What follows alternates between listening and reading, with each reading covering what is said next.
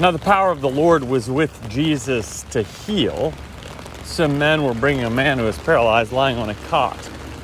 They wanted to carry him in and place him before Jesus, but they couldn't reach him because of the crowd, so they took him up on the roof and lowered him, cot and all, through the roof tiles into the crowded room in front of Jesus. When Jesus saw their faith, he said, "Friend, your sins are forgiven."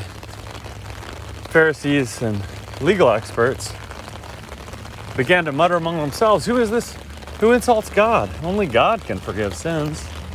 Then Jesus said to the person who was paralyzed, man who was paralyzed, only God? No. Jesus knew that, Jesus recognized what they're discussing and responded, "Why do you fill your minds with these questions? Which is easier, to say your sins are forgiven, or to say get up and walk?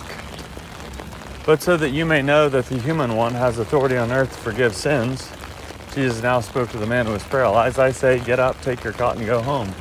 Right away the man stood before them, picked up his cot, and went home, praising God. All the people were beside themselves with wonder. Filled with awe, they glorified God, saying, "We've seen unimaginable things today." Afterward, Jesus went out and saw a tax collector named Levi sitting at a kiosk for collecting taxes. Jesus said to him, "Follow me." Levi got up, left everything behind, and followed Jesus. Then Levi threw a great banquet for Jesus in his home. A large number of tax collectors and others sat down to eat with them. The legal experts and their Pharisees began to grumble against his disciples. They said, "Why do you eat and drink with tax collectors and sinners?" Jesus answered, "Healthy people don't need a doctor, but sick people do. I didn't come to call righteous people, but sinners to change their hearts and lives."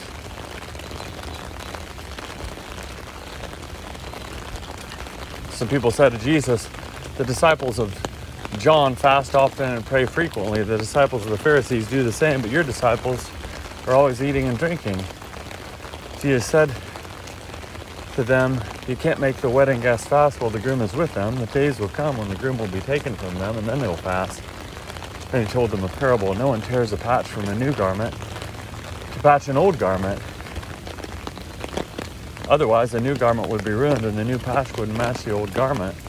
Nobody pours new wine into old wineskins. If they did, the new wine would burst the wineskins. The wine would spill and the wineskins would be ruined. Instead, new wine must be put into new wineskins. No one who drinks a well-aged wine wants new wine, but says the well-aged wine is better.